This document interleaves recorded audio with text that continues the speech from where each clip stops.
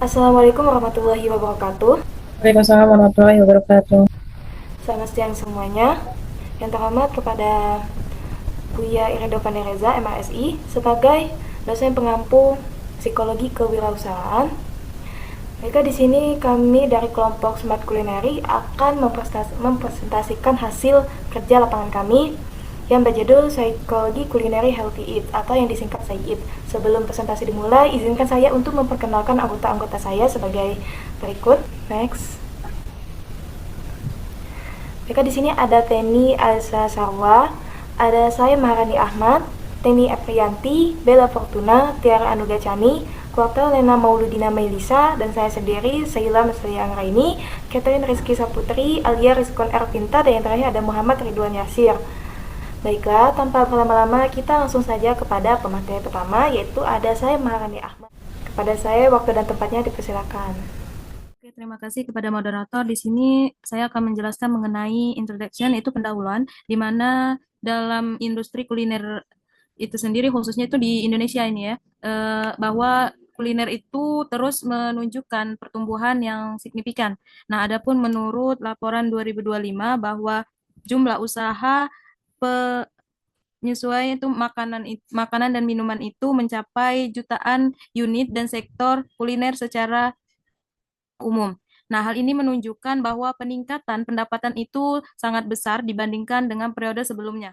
Nah, kontribusi sektor ini terhadap perekonomian nasional pun itu sudah mencapai sangat besar. Nah, kelangsungan dan perkembangan usaha-usaha kecil itu sendiri atau yang sering disebut dengan UKM. Nah, di bidang kuliner ini sudah menjadi krusial untuk penyerapan tenaga kerja dan pemberdayaan ekonomi masyarakat.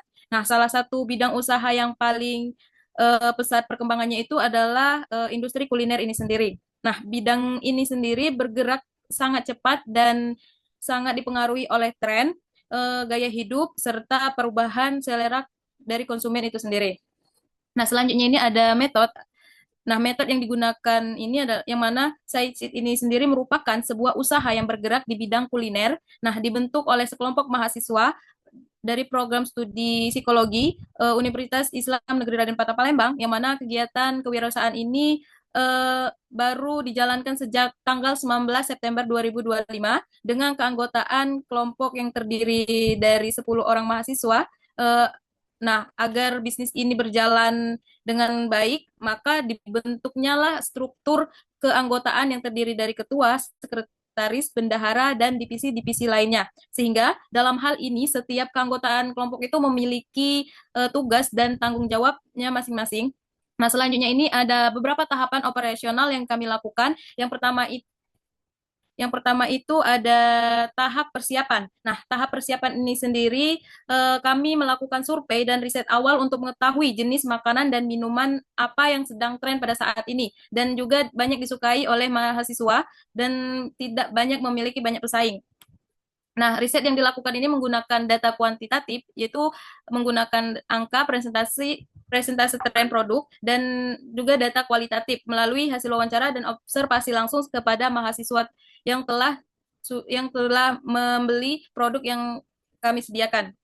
Nah, selanjutnya ini ada tahap perencanaan. Nah, tahap perencanaan ini kami melakukan yang pertama itu menentukan nama usaha dan logo untuk produk kami itu sendiri, dan selanjutnya itu menetapkan jenis produk yang akan kami jual dan menyusun proposal usaha, menghitung modal, anggaran, dan harga jual, dan menentukan strategi pemasaran baik itu secara online maupun offline, dan menentukan alat dan bahan, lokasi produksi, serta jadwal produksi. Nah, selanjutnya ini ada tahap pelaksanaan. Nah, tahap pelaksanaan ini merupakan tahap yang paling utama dalam melakukan operasional produksi, baik itu operasional produksi maupun pemasaran. Nah, adapun kegiatan yang kami lakukan pada tahap ini, yang pertama itu ada persiapan produksi. Nah, persiapan produksi ini sendiri kami lakukan untuk pengecekan dan pendataan alat serta bahan, dan selanjutnya itu ada proses produksi. Nah, proses produksi ini juga dalam pembuatan dessert box dan sticky meal ini kami melalui sesuai dengan SOP.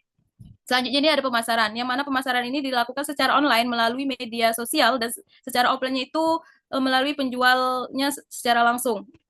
Nah, Di kelompok ini kami menggunakan sistem pre-order untuk mengatur pesanan dan agar produksi ini berjalan dengan mudah. Selanjutnya ini ada tahap evaluasi, yang mana tahap evaluasi ini kami melakukan penilaian untuk melihat apakah kegiatan usaha ini sudah berjalan sesuai rencana atau belum. Nah, dari evaluasi ini juga kami memiliki berbagai aspek. Yang pertama itu aspek dari operasional, yaitu kami menyesuaikan produksi dengan rencana alat, bahan, dan anggaran yang digunakan. Dan selanjutnya itu modal dan biaya. Hal ini menunjukkan apakah dana yang kami gunakan itu cukup atau tidak dan digunakan secara efektif atau tidak. Selanjutnya itu ada pendapatan, yang mana pendapatan ini kami gunakan untuk menghitung keuntungan dan kerugian pada penjualan yang telah kami lakukan. Nah, selanjutnya itu pemasaran. Pemasaran ini kami digunakan untuk menilai efektivitas strategi penjualan itu baik secara online maupun secara offline. Mungkin ini saja yang dapat saya jelaskan. Selanjutnya saya kembalikan kepada moderator. Baik, terima kasih kepada saya yang telah menjelaskan secara singkat bagaimana kami mengerjakan tugas lapangan ini. Selanjutnya kepada pemateri kedua, Penny Alsesarwa, tempat dan waktunya dipersilakan. Baiklah, terima kasih kepada moderator atas kesempatannya. Di sini saya izin melanjutkan dari presentator pertama kita tadi. Nah, di sini saya akan membahas dua hal. Yang pertama itu result dan kedua itu discussion. Jadi, perlu saya sampaikan bahwa bisnis SciChits ini yang telah dijalankan oleh 10 orang mahasiswa dari Fakultas Psikologi dan Raden Patah Palembang ini menjual dua produk. Produk yang pertama itu adalah dessert box dan produk kedua itu adalah sticky milky. Nah, dessert box ini kami patok dengan harga satu porsinya itu senilai 8.000. Dan untuk sticky milky itu sendiri kami patok dengan harga 10.000 untuk satu porsi. Nah, kemudian modal usaha atau pemasukan kami ini kami peroleh dari iuran kas dari setiap anggota. Nah, dengan total pemasukan itu sebesar 400.000. Nah, kemudian dilanjutkan dengan biaya operasional. Ini untuk dessert box dan sticky milk itu sendiri dengan total pengeluaran sebesar 322.000. Nah, kemudian untuk pendapatan, baik dessert box maupun sticky milk ini sendiri, untuk masing-masing 25 porsi dari kedua produk tersebut, diperhitungkan memperoleh pendapatan sebesar 50.000 lebih. Nah, seperti yang terlihat pada diagram lingkaran ini, bahwa sebesar 35% itu modal. Kemudian biaya produksi itu sebesar 27%. Dan pendapatan sebesar 38%. Nah, selanjutnya, bisnis ini telah dijalankan sejak bulan September hingga dengan bulan November, ya, itu dimulai dengan beberapa tahapan yang telah disebutkan oleh presentator pertama tadi, dimulai dari tahapan seperti perencanaan, pelaksanaan, dan hingga terakhir itu evaluasi. Dan tentunya dimulai dengan tahap persiapan. Jadi ada 4 tahapan ya teman-teman. Nah, kemudian dari serangkaian tadi, dimulai dari beberapa tahapan telah menunjukkan sejumlah keuntungan dari hasil penjualan yang dilakukan kurang lebih selama 2 minggu. Nah, dalam 2 minggu lebih ini terdiri dari 4 hari penjualan, dimulai dari hari pertama hingga dengan hari keempat. Nah, terlihat pada grafik bahwa baik sticky milky maupun dessert box ini sama-sama terjual mulai dari hari pertama dengan hari keempat. Terlihat bahwa puncak penjualan itu ada pada hari ketiga di tanggal 6 November. Nah, terlihat juga teman-teman bahwa dari grafik ini, dessert box ini menjadi salah satu produk paling laris atau populer, best seller. Nah, tidak lupa juga, selain dari rincian penjualan produk, terdapat juga rincian pendapatan. Nah, dari rincian pendapatan ini, terlihat bahwa di hari ketiga menjadi puncak dari besarnya pendapatan.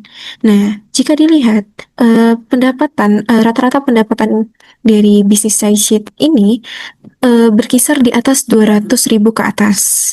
Nah, selain itu perlu saya sampaikan bahwa salah satu atau target utama dalam penjualan bisnis SciChits ini adalah mahasiswa itu sendiri.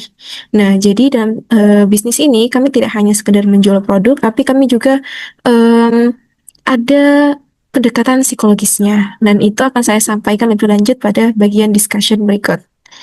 Nah, melanjutkan bagian result tadi, seperti yang telah saya sampaikan atau sebutkan sebelumnya, bahwa preferensi konsumen terhadap makanan manis itu berkaitan dengan faktor psikologis, terutama fenomena emotional eating. Nah, dari beberapa penelitian, seperti yang dilakukan oleh Irzanti dan teman-teman, bahwa mahasiswa ini yang saat ini dalam bisnis Saicits itu menjadi Saicits itu menjadi salah satu atau konsumen utama. Nah, mahasiswa ini memiliki kecenderungan untuk memilih makanan manis, terutama ketika mereka dalam kondisi emosional tertentu, seperti stres atau kelelahan. Karena seperti kita ketahui bahwa makanan manis ini cenderung atau dipercaya mampu mengembalikan energi, mampu memberikan efek good mood atau membalikan suasana hati.